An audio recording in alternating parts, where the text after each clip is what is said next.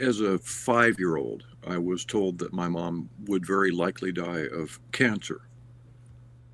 Before that, I was just a happy kid. But after that, I couldn't even speak. I had to write notes to people. I was so anxious. It was not a good thing. So I learned how to speak to them by figuring out almost a little self-hypnosis trick of making things quiet inside so that I could, get past that block. Once I was able to do that, well, let's see if I can be quiet for longer. And I found that if I could get that same quiet and just expand it out a little bit and go for that half hour, all kinds of neat things happened. My subconscious would then bring up and give to me, present to me in an easy to see way what I'd been missing. I the things I forgot to do last week would pop up, Hmm. whether it's new ideas about business or Right. you name it, who I should be getting in touch with. I am Gloria Grace Rand, founder of the Love Method and author of the #1 Amazon bestseller, Live, Love, Engage: How to Stop Doubting Yourself and Start Being Yourself. In this podcast, we share practical advice from a spiritual perspective on how to live fully, love deeply, and engage authentically, so you can create a life and business with more impact, influence, and income. Welcome to Live, Love, Engage.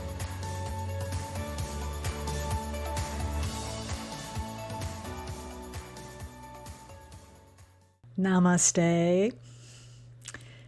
Are you tired of seeing problems as roadblocks when they could actually be doorways to deeper wisdom? Well, stay tuned as I chat with a master problem solver who's going to share how the same mindset that fixes broken things can actually help to heal our spirits and businesses too. But first, I want to welcome you to Live, Love, Engage, especially if this is your first time joining us. I am Gloria Grace, the founder of Align to Shine Academy, and I empower women over 50 to step into their highest potential with clarity and confidence. And my guest today is a lovely gentleman that I met a while ago, and his name is Larry Weingarten, and he is author of this book. It's called The Philosopher's Wrench, and I'm not quite finished with it yet, but it's been a really interesting read because he is a contractor. He's been working with his hands for over 50 years, and he's learned a lot about fixing problems, both technical and human.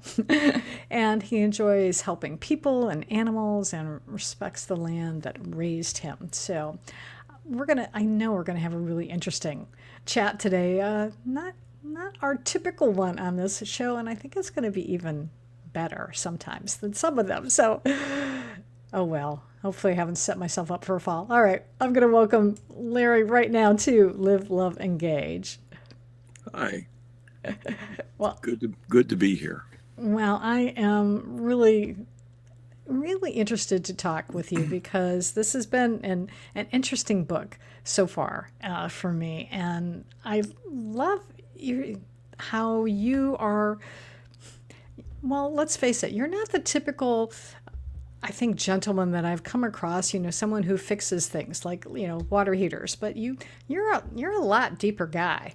And I'd love for you to share with our audience a little bit about how you started making that connection between, fixing physical objects and maybe also fixing human issues and emotional things. How did that come about? Well, if I look at tools, the word tools, what comes to mind first is a pipe wrench, metal tools, power tools, those sorts of things.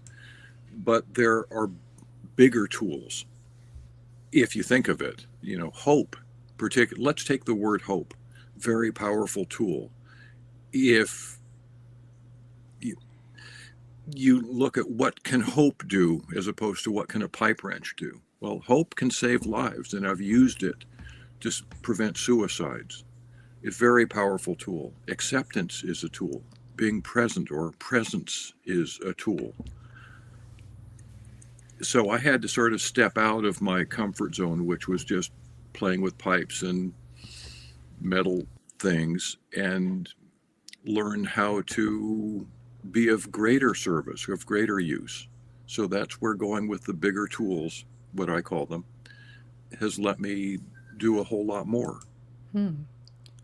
I like that, and I like how you compare. Well, they are tools because I do talk about that a lot on the show. I mean, there's definitely different like mindset tools, in fact, that I like to use with my clients that I recommend.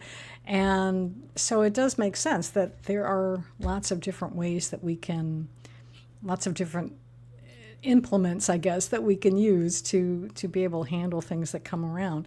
So, what can you maybe share a story about maybe where you were even fixing something, like a water heater, and maybe it taught you an unexpected lesson about life? Interesting. Um, well, I'm not sure if this is a great example, but there was a case where I went, there was client had a gas-fired water heater in his crawl space. It was unsafe in so many ways. It was not properly vented. The vent pipe just went up right against wooden floor joists and stopped. The temperature and pressure relief valve on the heater had been capped off. It wasn't properly earthquake strapped. I'm in California where it's important to earthquake strap things, and someone had put some plumber's tape on it, calling that good. So there were at least 3 different ways this water heater could kill the owner.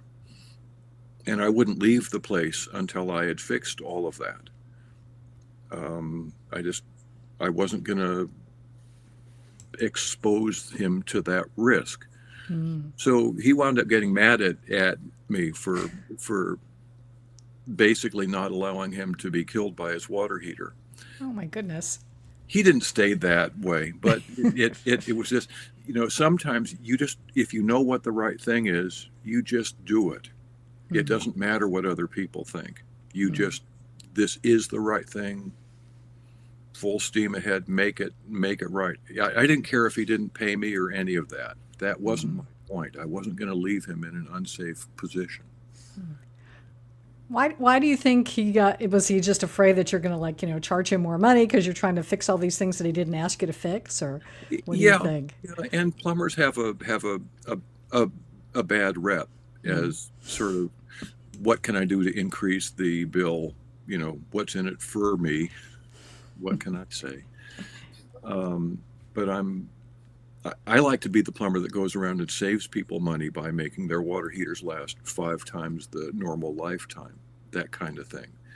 But yeah, I think he was scared, and justifiably, perhaps. Yeah, and it could be he might have been burned in the past by somebody else, so that may have got his guard up a little bit, where he, because I know that that can happen when we're involved with other people, and then we sort of bring that story onto the next situation where it doesn't necessarily apply. So Right. yeah, I appreciate Right. that you were able to help him anyway. And you mentioned earlier, and I kind of got sidetracked, but you said that you've also helped someone who was thinking about committing suicide. Can you talk a little bit about that? If it's okay Yeah. for you to share. Sure. I was actually, this was a handful of people. I was invested in I was part of an investment thing. I had put money in. I lost a whole lot of money, and a number of other people lost all of their retirements, and they were seriously talking about suicide because they had no idea how they could keep going. So I just gave them different perspectives to play with, different points of view, and said, well, how about if, we did this or go down this road, or any event. I know for certain that I prevented 4 suicides in that case, because people, I helped figure out a way for them to see hope, and lost it. Wow. Is that really powerful tool? Yeah, absolutely. And you mentioned perspective, and I know the other things you mentioned in your book is about the power of openness and a quiet mind. How can our audience?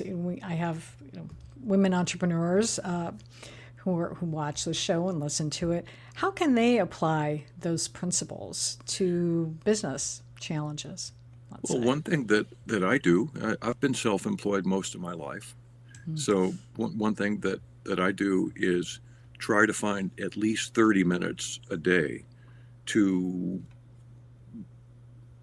have quiet, meaning no outside noises or influences or electronics or any of that, but also making my mind still, letting my subconscious, getting rid of all the noise so that my subconscious, what's been hiding there, can come up and be seen.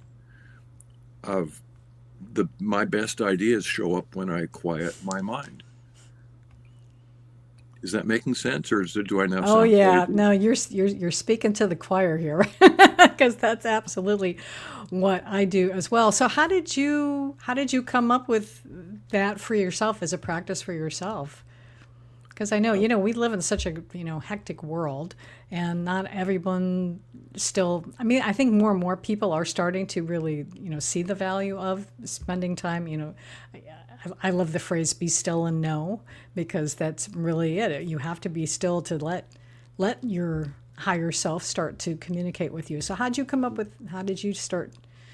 How'd you get down that path? That's what I'm Well, trying to say. this may seem an indirect, but as a 5-year-old, I was told that my mom would very likely die of cancer.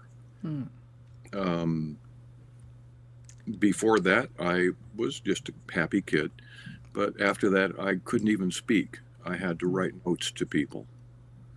I was so anxious. It was not a good thing. So I learned how to speak to them by figuring out almost a little self-hypnosis trick of making things quiet inside so that I could, get past that block. Once I was able to do that, well, let's see if I can be quiet for longer. I'm inquisitive, so okay. And I found that if I could get that same quiet and just expand it out a little bit and go for that half hour, all kinds of neat things happened. I the things I forgot to do last week would pop up. Just whatever um, my subconscious would then bring up and give to me, present to me in an easy to see way what I'd been missing. Hmm. Whether it's new ideas about business or Right. you name it, who I should be getting in touch with. Hmm. Yeah, I love that. So, I and I love that at such a young age you were able to develop that for yourself. So how did you wind up getting involved in doing like more of a let's say mechanical trade? Well, my father was a lawyer and he really wanted his sons all to be lawyers. And I saw what a messy trade that is. It involves people, just make no sense at all, no logic. It's just everything is different. You can't trust what the judges do. I got to hear all these stories and see evidence of it. So I thought physical things I'm pretty good at, and I like to deal with physics. It's concrete. You know what's going on. It all makes sense if you take the time to understand it. So that's what got me into the trades. It speaks very clearly to me, if you will. I can see corrosion processes in my mind, or I can see heat transfer going on. It just all makes perfect sense, Hmm. which I like. Well, good. I think that's so important for people out there to be able to figure out what it is that interests them and then to be able to pursue it. And I know sometimes and I think it can also change over time and then still come back in a way. I'm just thinking Yeah, of my own life because I know I was very interested in music as a child and young adult, and but then kind of got onto doing more practical things, and yet I never totally surrendered that part. So I've still been able right. to keep my foot in the door. But I do love that the process of really being able to be still. I'm still coming back to that because I think it's so important, so important as something that we need because the world is too noisy out there, and I think if we spent more time sitting quietly, we could come up with new novel ways to fix ourselves as well as other things. I also like to look at what's the human body, what environment is the human body designed to be in? It's not the environment we live in now. We have so much stuff. You go to the store to buy food, 80% of what's in the store isn't considered, our body wouldn't consider food. Huge percentage. The noise, the frenetic pace, I don't think our bodies evolved in anything like this. Yeah, So absolutely. the Yeah. closer we get back to Neolithic, probably the more comfortable our bodies are going to be. Yeah, absolutely. Yeah, because we don't want to end up. I don't know if you've ever seen. There's a Disney, no, Pixar, I think it was, a cartoon that came out years ago called Wall-E, and it was about a robot, but it was also about that humans had just wound up, letting themselves get, basically fat and lazy and not doing anything, sitting in front of screens all day, which Hmm. is what a lot of folks are doing nowadays too. And I love that you talked about that, getting back to Neolithic, because that's something else I wanted to talk about, because you talk a lot in the book, and there's still another whole section I haven't gotten to, about the fact that you've really live off the grid, and that's and it's funny because that's something that my daughter used to talk about doing.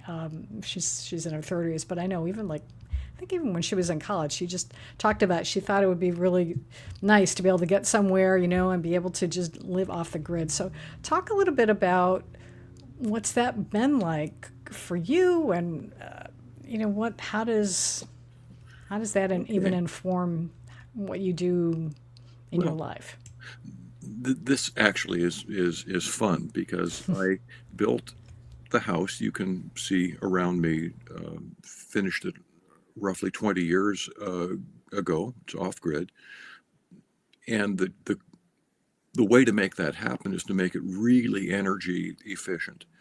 This house uses about a tenth as much energy per square foot of living space as the standard American home. Okay, by making it truly efficient, now the energy supply to it becomes simple. In my case, I would have had to run 2/3 of a mile underground power line to to get to the house. That would have been at the time roughly $75,000. Instead, I spent about $5,000 to build a small solar system with battery storage. So I saved $70,000 back then, and my power doesn't go out. I do spend a few minutes a day looking at gauges and making sure that the thing's working correctly, that the state of charge is good. I have backup generator if needed, if there's no sun. It's really fairly simple. Um, I don't have the monthly bill. So, but making it efficient means I also have a home that's more comfortable to be in. The temperature doesn't vary more than 2 degrees throughout the house. It's a gravity driven radiant system in the walls. I used some really old technology to make it work. I like books. I've got about 8,000 books.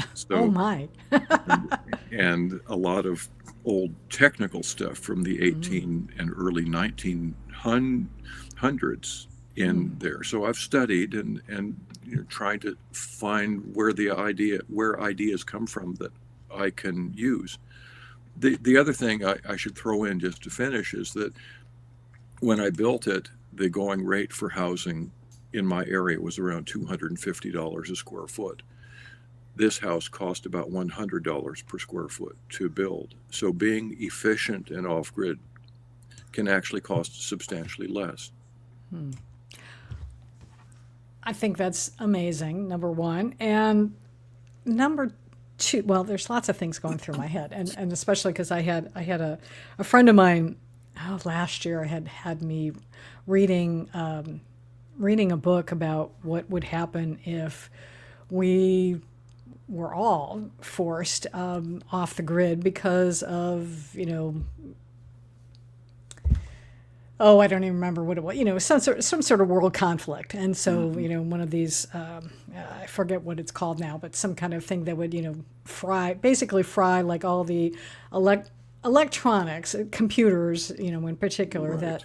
that really drive so much of our stuff. And they were having to use in this book, finding cars that were built before a certain age because they could still work, as opposed to the cars that we have today that have so much computers in them. That's, I think there's been talk of a big electromagnetic pulse that Yeah, could thank fry. you. That's what I was trying to think Yeah, of. Yes. yeah. Yeah. Yeah. And why why do you think, or how can we, maybe just even starting now, so how can we start moving towards being more self-sufficient, I guess, and maybe even, starting with just having, being more energy efficient, and maybe eventually we can, not be so. I think sometimes we're just afraid of being off the grid, thinking we're going to lose something somehow. Right. Well, I don't think we lose anything. If anything, we gain a certain peace and confidence that we're no longer under somebody else's control in that way. We're no longer sort of stuck with other people's decisions. Um, I think that you know I would start with saying, what can we do with our own house to make it much more efficient? And I'm going to show you a picture here. This is a cat walking on carpet. And this is a thermal camera that I took this with. There's a little plug-in device that you can just add to your phone called a FLIR One. And those footprints you see are, it's a very sensitive device that you can see heat. So imagine looking at your house with a camera like that, both from inside and outside. Now you can see where the heat is leaking out. So you can tell exactly what needs to be fixed, whether it's air leaks or thermal bridges or whatever. That is a great tool for giving you the guidance that you need to begin to make the shell of the house, the outside walls, roof, and floor, much more efficient and resistant to leakage of Oh, heat and air.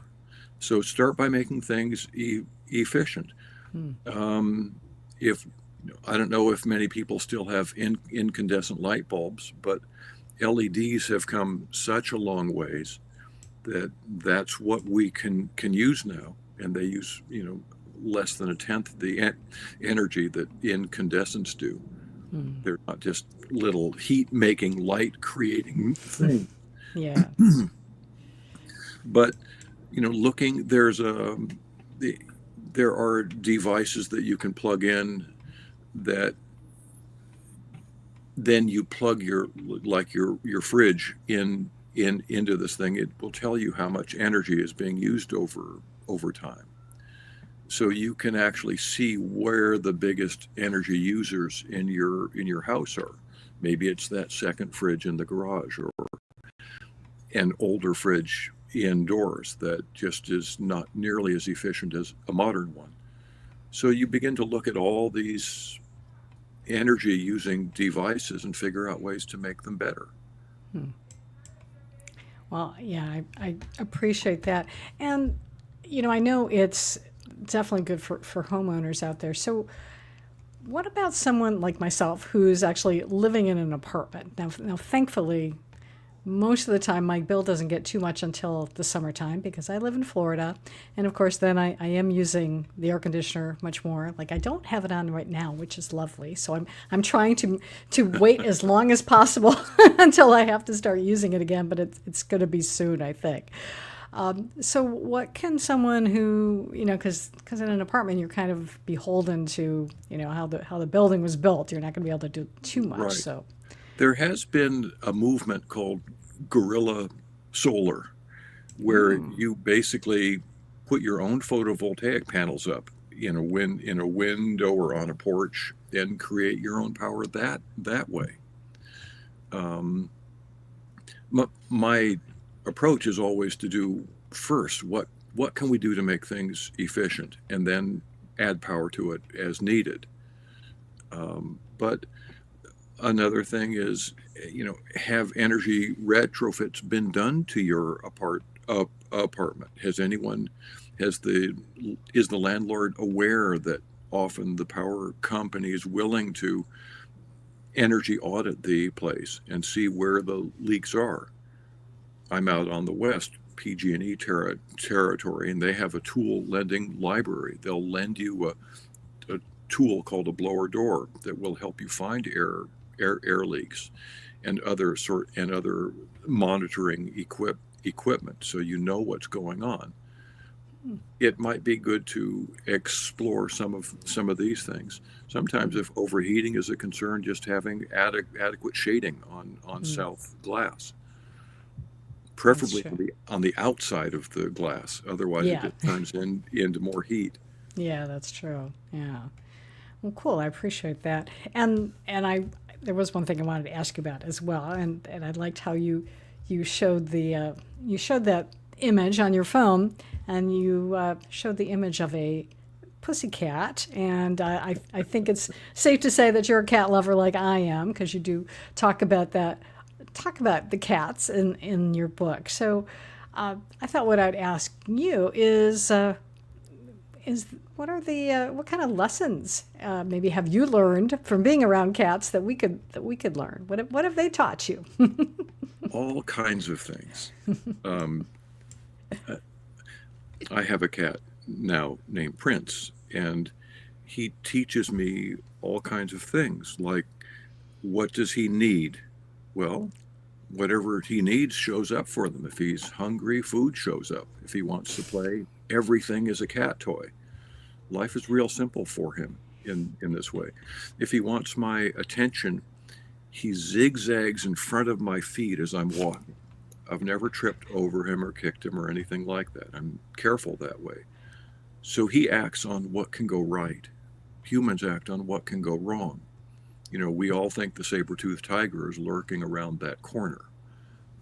But Prince knows, you know, his basic premise, what can go right? I want to get the human's attention. I'm going to zigzag in front of him as he's walking. Always works. So he has lessons. Well, my cat is a little bit more demonstrative. He's a Siamese, so he will come and yell at me. Frankly, he comes over first. He'll just like sit next to me, and I happen to like glance down because especially I spend a lot of time in my office here, and so he'll be like kind of looking up at me, and then if I don't notice him, then it's like, okay, meow. It's time to pay attention to me, get off the computer, Hmm. and tend to my needs. So, Yeah, yeah, yeah, but it's never a dull moment with a cat around, I think. yeah. Mine likes to let me know when it's lap time, and I'll just hold him in my lap and give him a little squeeze. Just it's very calming for both of us. Yeah, yeah. I have another one who is a lap cat. That's pretty much the only time she really gives me the time of day. But it's like, but when she needs warm body heat, then Yeah. she'll come up and when I'm sitting in the living room. I, I think one other just thing I'd like to share about cats. Yeah. I've rescued kittens that were a month old or a little less. Like I was working on a house and there was a trash heap outside and there was a bunch of kittens in it. Were a bunch of kittens. So I brought them home and bottle fed them every 3 hours to keep them going.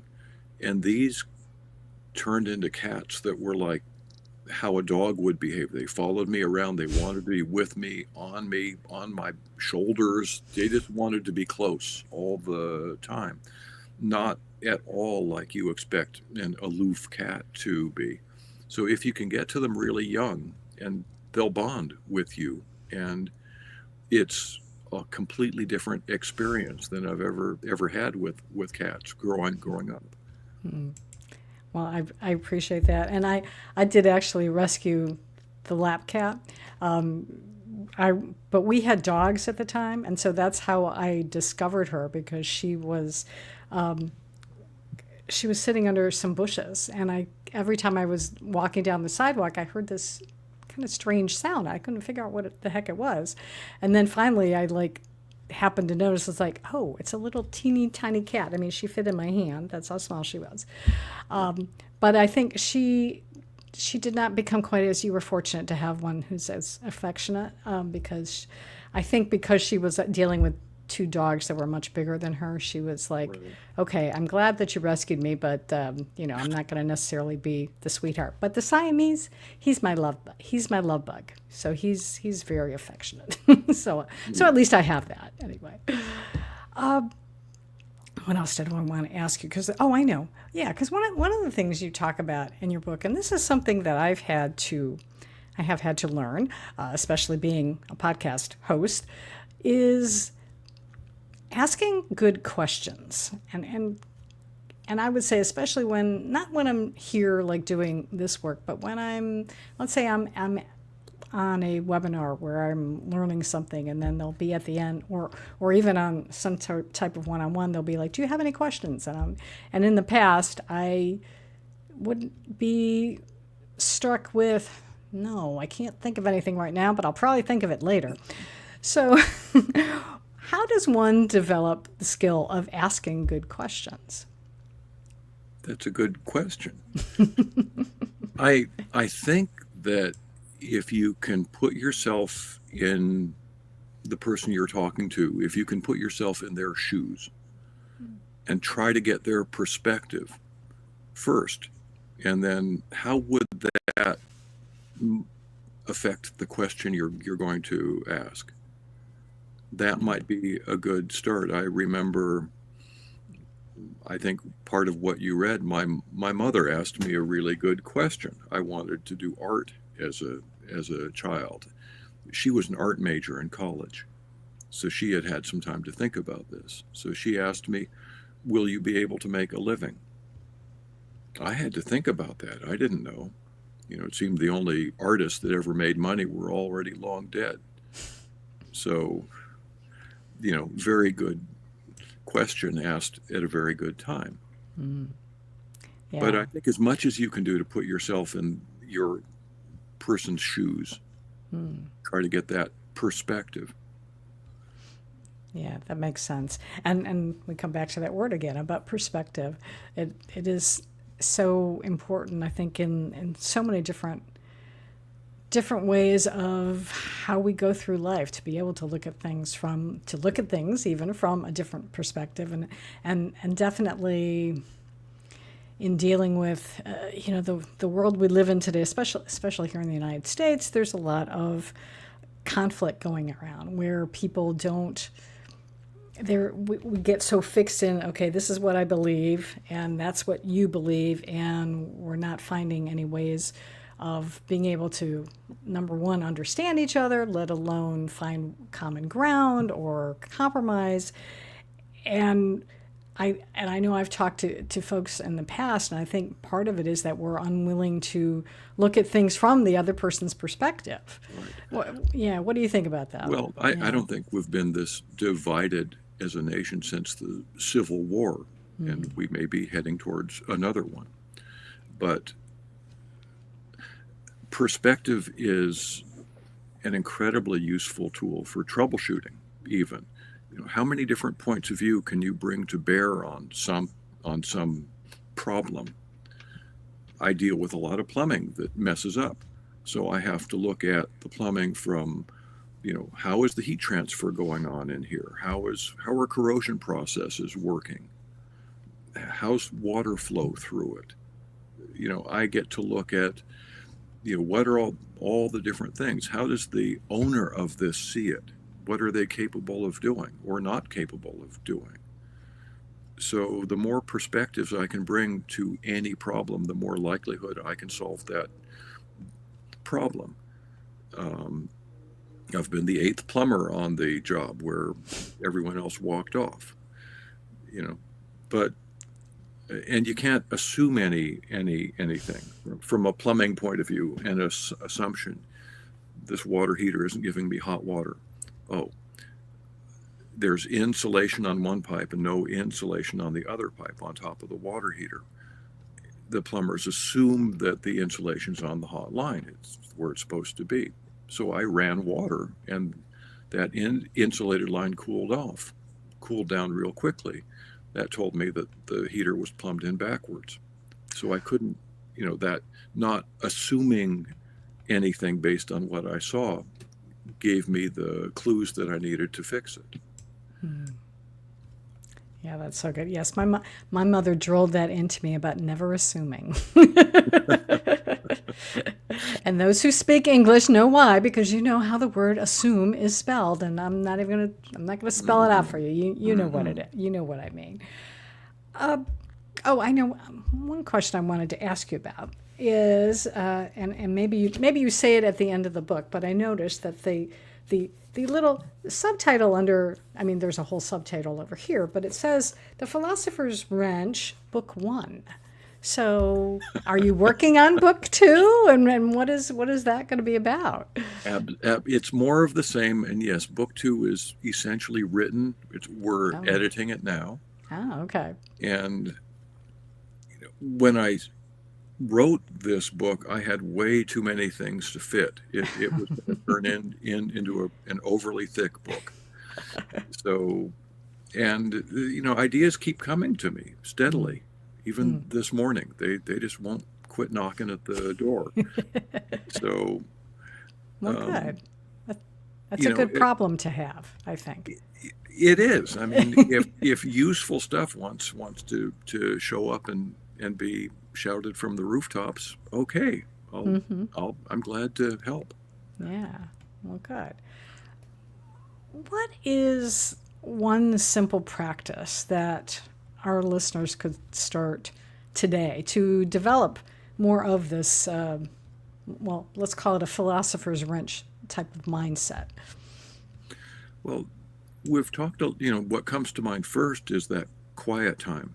And it doesn't need to be any specific time of day, but if you can set aside, 30 minutes, something like that, to simply exclude all the noise from your head, all of it, and then see what your subconscious gives you. That might be one of the most potent things to start with. I also like being curious about basically everything. I like to know how everything works. If I understand, from a physical point of view, if I understand the properties of everything, I can use them wrong and get away with it. I like that. And that was perfect segue, because that was going to be my next question was, what are you curious about right now? Well, this is going to seem very, very strange, but I'm a hot water nerd, so I know other hot water nerds. And there's this big push in the U.S. now to electrify things, to get rid of gas burning things. So heat pump water heaters are taking off.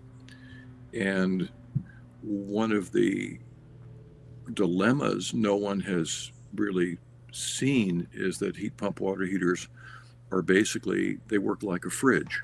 They take heat and move it from one place to another. The heat pump water heaters, if they're not installed correctly or in the right spaces, can cool the space they're in down so much that you start getting condensation developing in or behind the walls of the place that the water heater lives. This creates mold, Yeah. makes people Ugh. sick, all that Right. good stuff. So that's one of the things I'm working on now to help figure out ways around that, better installation and training practices. Hmm. Sure, it gets done right. Yeah. Um, because heat pumps are a good fix for all kinds of things. Mm-hmm. Water is, in general, in the U.S., the second biggest user of energy. Mm. And in efficient homes, it's the biggest. Hmm. So but if we do it wrong, it's going to get a big black eye. So Yeah. I'd rather avoid that. Very good. And it's just something occurring to me now. One of the things, because that you do now, I think, is you are very active in and actually mentoring folks too, right? Is that part of what you do? Because I know you're an active gentleman, and you've had a lot of experience, and you don't seem to be really in any hurry to retire or whatever. So yeah, can you talk a little bit about Okay, yeah. how is that going for you? Retirement per se, I'm just not ever going to sit down in front of the television for any length of time.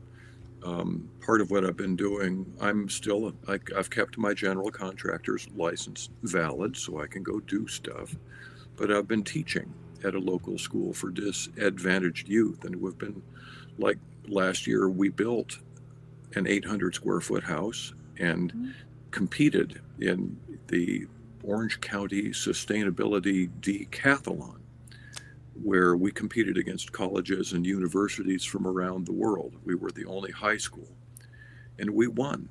We built um, an extremely efficient, durable house. It had to be trucked down from where I am in Monterey County down to Orange County and put together with a crane, but fine. But I got to play, and we did things like all the plumbing in the house is quarter-inch tubing, which is basically ice maker tubing. If you have adequate pressure and not too long runs, you can do this and have it work. That means it takes on average 3 seconds to get hot water at any tap. There are all Wow. kinds of benefits. That's less energy and less water waste and better performance.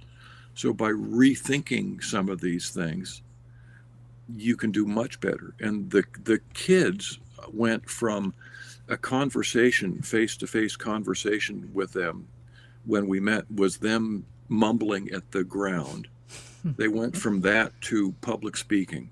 Oh, wonderful. Huge, huge change in their ability and self confidence.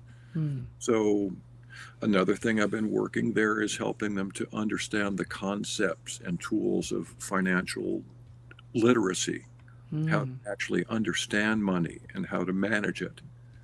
And then I'm taking and how do you mix financial literacy with fix it skills? Hmm.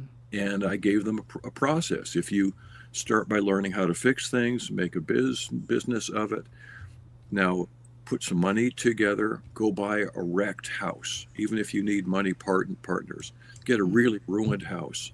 Now you can fix that up. Instead of a tear down, it's a fix up because you know how. And then you rent it out, hold on to it for some years, when and sell it, get two or three more, or borrow from it to get two or three more, however you want to do it. In any event, I gave them a plan where in 10 years they could have added roughly $1 million to their net worth. Wow. These are that is so amazing and very fortunate young people to be benefiting from you, and it's like we need to clone you or something. So Well, this is so why that I write, and yeah. hopefully I'll be able to speak to people not yet born through these Hmm. books and other media that I've done. Yeah, yeah, it's because it is so important. We don't, and we were kind of talking before we started recording today that so many of our appliances and things don't last anymore, and you had said that, yeah, because we don't have people around to be able to fix them. We're not Right. we're not creating new. Yeah, they've been talking about this for a while now, that the trades aren't as popular, but there certainly are a good place for people to go into for young people. And I was fortunate, actually, this past week I was at a networking meeting that also encourages young entrepreneurs, and there was a woman who runs a nonprofit that also focuses on disadvantaged youth and thing. And I met a wonderful young woman who just graduated from high school, who is wants to do welding in the aerospace industry. And I thought that was so amazing, and I was like, yeah, you go, girl. So Yeah. We've covered so much today, and I'm sure I look forward to your next book, because there's probably more that we'll be able to chat about maybe another time. But That would be fun. I would like to ask you if someone listening to this today, maybe want to get your book or learn more about you. How can people reach out to you? Okay. Well, Amazon has the book. Just it's there. And for me, if you go to my website, there's a contact form, and real simple.